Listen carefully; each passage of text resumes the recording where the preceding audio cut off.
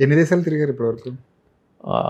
Almost గ్లోబ్లో ఒక 50-60% cover చేశానండి. అబ్బా! హ్మ్. 50-60% చాలా చిన్న చిన్న కంట్రీస్ కూడా వెళ్ళాను నేను. హ్మ్. సో మన లైక్ ఇప్పుడు అమెరికా వెళ్ళడం కాబట్టి అమెరికా కింద చిన్న చిన్న కంట్రీస్ ఉంటాయి. హ్మ్.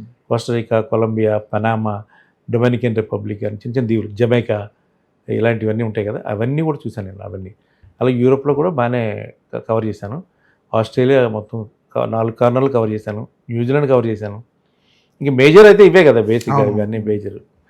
ఇంకా చెప్పాలంటే భారతదేశంలో తక్కువ చూసాం మనం. ఓకే. ఎందుకంటే నాకు అదే అనిపిస్తుంది. హ్మ్.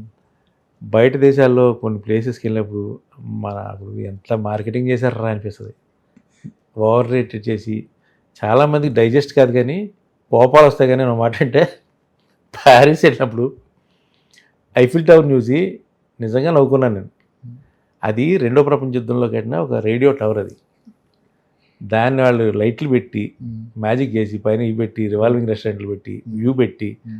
దాన్ని ఒక ప్రేమకు చిహ్నం, ప్రేమికులందరూ వెళ్ళి ఐఫిల్ టవర్ మీద ఇలా నించొని లేకపోతే ఐఫిల్ టవర్ దగ్గర పెళ్ళిళ్ళు చేసుకొని ఇంత చేశారు. ఒరే ఇదే కాన్సెప్ట్ మన హైదరాబాద్ మలక్పేట టవర్ కూడా చేస్తే అది కూడా టూరిస్ట్ పాయింట్ అవుతుంది. సీరియస్లీ హ్మ్. రెండు ఒకటే.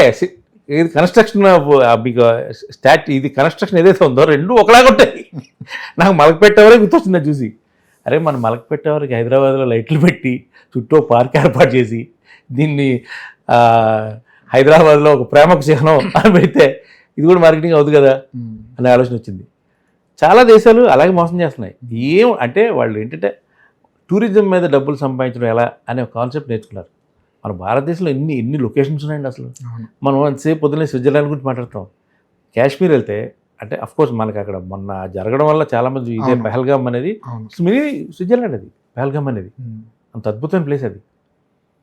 అది చెప్తే అక్కడ వెళ్తే ఎవడో షూట్ చేసాడు అంటారు.